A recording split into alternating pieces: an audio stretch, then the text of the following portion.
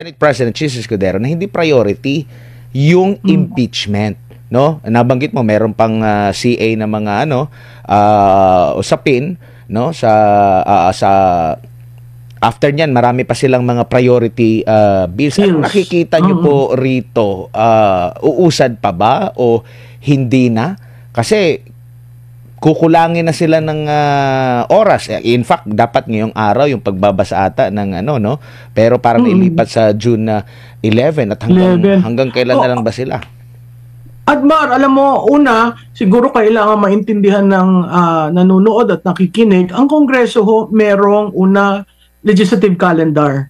Diyan sa legislative calendar, sinasabi ilang session days. Hindi ang session days working days. Ang session days Monday to Wednesday lang.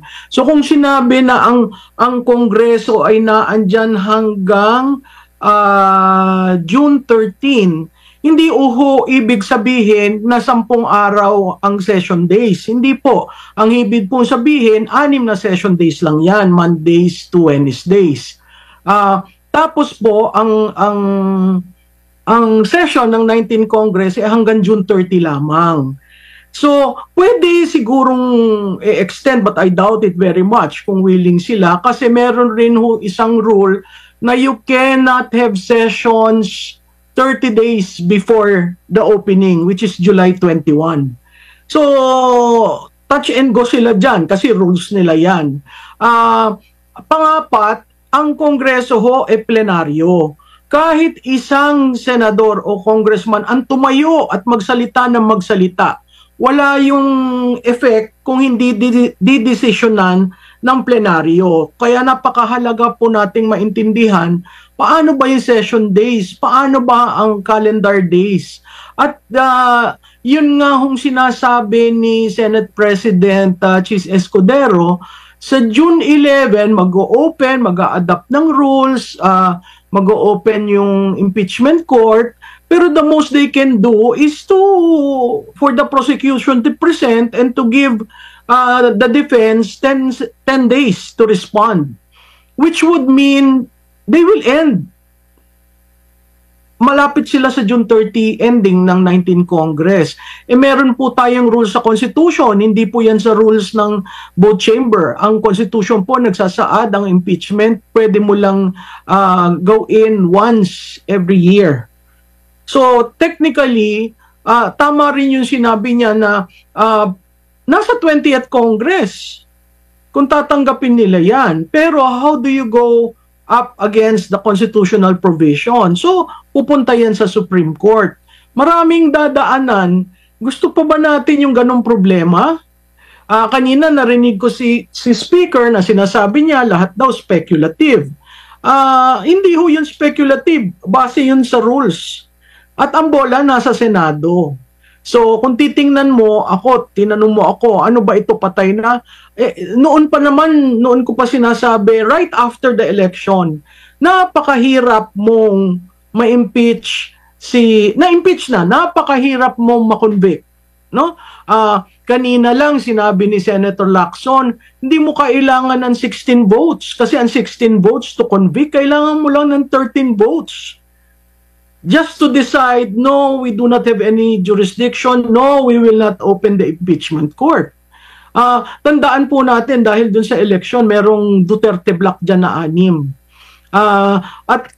At ito, Admar, ang napakahalaga, kung makatawid yan sa 20th Congress, sa tingin mo yung re-electionist magsaside sa administrasyon? Sa tingin ko, yung re-electionist magsaside kay VP Sara. So, yung 6 plus lahat ng re-electionist, give or take, mahihirapan kang i-institute itong impeachment court. Tapos, napaka-importante doon, tama rin yung sinabi ni Senate President Escudero. Sinabi niya, 4 na buwan yung inupuan yung impeachment charges. Tatlong impeachment complaint ang inupuan ng 4 na buwan. Tapos, nung huli, nung malapit na mag-recess. So, kung titingnan mo, saan naging problematic? So, babalik na naman tayo doon sa speaker. At kung anong ginawa nila noong February 3 or 4 na nagpirmahan ng madalian at nakuha yung gusto nilang numero.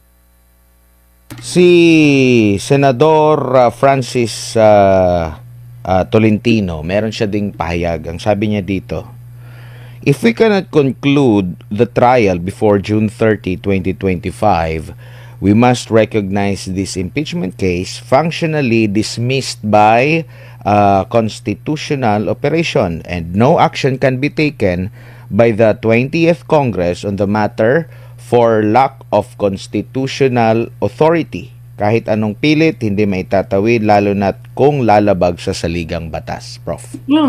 Tama yan, Adman, no? At marami sa kanila nagsasalita na kahit miyembro sila ng impeachment court, they're raising legitimate issues, no? I bet you itong unang araw nilang pagkikita, nag-uusap-usap na rin yan. Kung magpapatawag ng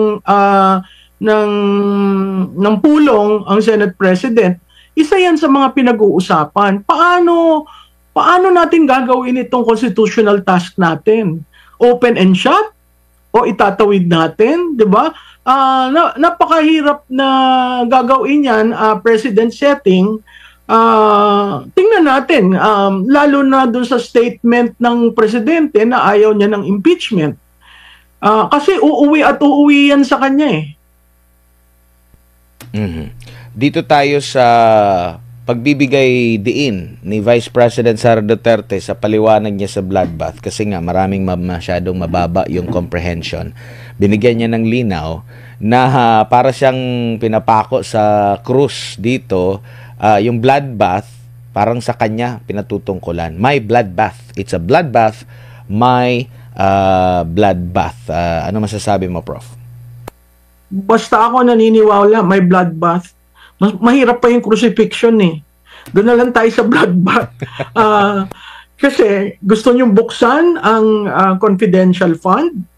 Willing kayo?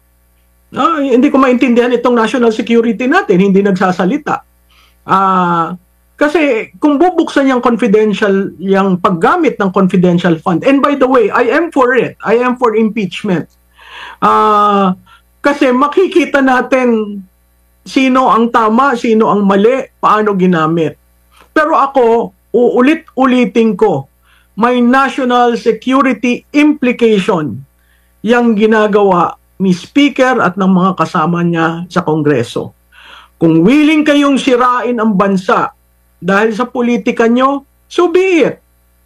Pero pag binuksan yan, lahat ng may confidential at intelligence fund, dapat magbukas rin.